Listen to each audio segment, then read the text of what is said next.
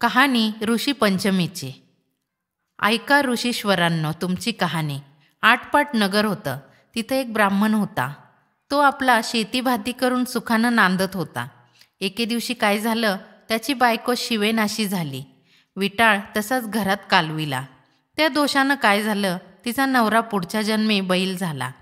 त्या बाईला आपला कुत्रीचा जन्म आला. देवाची करणी. दोघंही आपल्या मुलांच्या घरी होती. तो मोठा धार्मिक होता. देवधर्म करी, श्राद्ध पक्ष करी, आल्या ब्राह्मणांचा समाचार घेई. एके दिवशी त्याच्या घरी श्राद्ध आलं. बायकोला सांगितलं, आज माझ्या आईचं श्राद्ध आहे, खीरपुरीचा स्वयंपाक कर. ती मोठी पतिव्रता होती. तिनं 4 भाज्या केल्या, 4 कोशिंबिरी केल्या, खीरपुरीचा स्वयंपाक केला. इतक्यात काय चमत्कार झाला. खिरीचं भांडं उघडं होतं, त्यात सर्पानं आपलं गरळ टाकलं. हे त्या कुत्रीनं पाहिलं. मनात विचार केला, ब्राह्मण खीर खातील नि मरून जातील, मुलाला ब्रह्महत्येचं पातक लागेल. म्हणून उठली, पटकन खिरीच्या पातेल्याला शिवली. ब्राह्मणाच्या बायकोला राग आला. तिनं जळतं कोलीत घेतलं नि कुत्रीच्या कमरेत मारलं. तो स्वयंपाक टाकून दिला. पुन्हा स्वयंपाक केला. ब्राह्मणांना जेव घातलं. कुत्रीला उष्टमाष्ट देखील घातलं नाही. सारा दिवस उपवास पडला. रात्र झाली तेव्हा ती आपल्या नवऱ्याजवळ म्हणजे त्या बैलाजवळ गेली आणि आक्रोश करून रडू लागली. बैलानं तिला कारण विचारलं. तशी म्हणाली, मी उपाशी आहे, आज मला अन्न नाही, पाणी नाही. खिरीच्या पातेल्यात सर्पानं गरळ टाकलं, ते माझ्या दृष्टीस पडलं. ब्राह्मण मरतील म्हणून मी पातेल्यास जाऊन शिवले. माझ्या सुनेला राग आला. तिनं जळकं कोलीत घेऊन माझी कंबर मोडली. माझं सारं अंग दुखत आहे, ह्याला मी काय करू. बैलानं तिला उत्तर दिलं, तू आदल्या जन्मी विटाळशीचा विटाळ घरात कालवलास, त्याचा संपर्क मला झाला.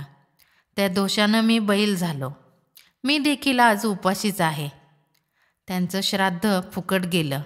हे भाषण मुलानं ऐकलं. लागलाच उठून बाहेर आला. बैलाला चारा घातला, कुत्रीला अन्न घातलं. दोघांना चांगलं पाणी प्यायला दिलं. मनात दुःखी झाला. दुसरे दिवशी सकाळी उठला, घोर अरण्यात गेला. तिथं ऋषींचा मेळा पाहिला. त्यांना साष्टांग नमस्कार घातला. ऋषींनी त्याला प्रश्न केला, तू असा चिंताक्रांत का आहेस. मुलानं सांगितलं, माझ्या बापाला बैलाचा जन्म आला आहे आणि आईला कुत्रीचा जन्म आला आहे. त्यांना मोक्ष कसा मिळेल ह्या चिंतेत मी पडलो आहे. कृपा करून मला उपाय सांगा. तेव्हा त्याला ऋषींनी सांगितलं, तू ऋषी पंचमीचं व्रत कर.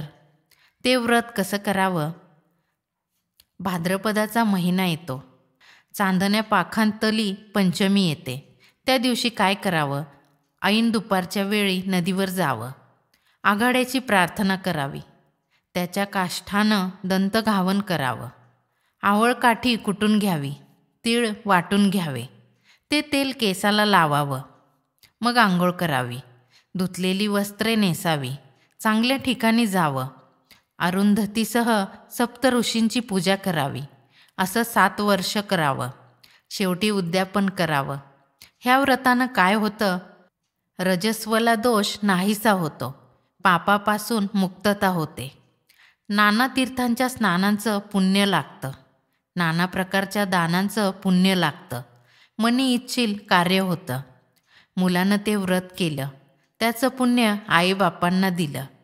त्या पुण्यानं काय झालं, रजोदोष नाहीसा झाला. आकाशातून विमान उतरलं. बैल होता तो सुंदर पुरुष झाला. कुत्री होती ती सुंदर स्त्री झाली. दोघं विमानात बसून स्वर्गास गेले. मुलाचा हेतू पूर्ण झाला. तसा तुमचा आमचा हो ही 60 उत्तरांची कहाणी 5 उत्तरी सुफळ संपूर्ण.